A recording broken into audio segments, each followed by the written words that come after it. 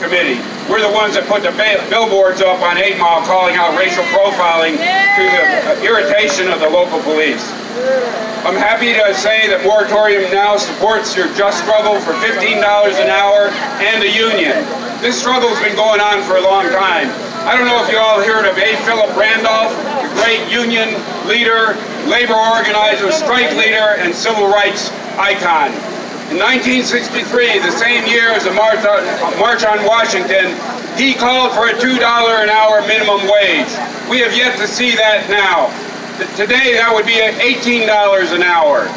We're still a long way from that. In 1990, a third-party candidate called for a $10 minimum wage. That would be $20 today. Excuse me. But we got to fight for a lot more than a union and $15. We all need child care too.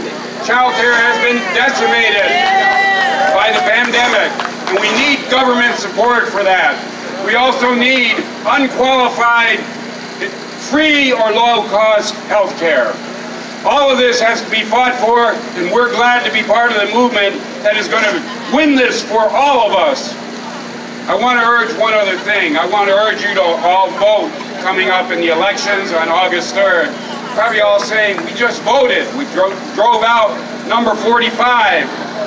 We now have Biden in as president. Well, this is a local election, and local elections are very, very important. I would urge you to vote for Proposition P. Why is that? Because it sets up a board that will look at the wage structure in Detroit and issue proposals to raise the minimum wage.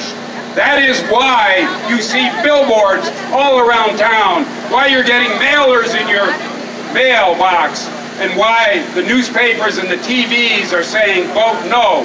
They don't want the city government to be on board for minimum wage or an increase in the minimum wage. They don't want guaranteed or low-income housing or affordable water.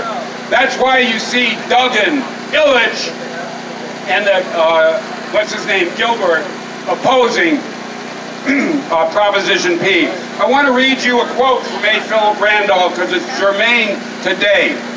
He said, look for the enemies of Medicare, of higher minimum wages, of Social Security, of federal aid to education, and you will find the enemies of the black people. He said that in the 1960s, and it holds true today. So I would urge you to go out and vote. Vote for candidates who support Proposal P. It's going to be good for all of us. We got to fight this struggle on a local, state, and national elections, or national level. So, in closing, I want to say, whose city? Our city! Whose city? Our city! Whose city? Our city! Excuse me, thank you very much.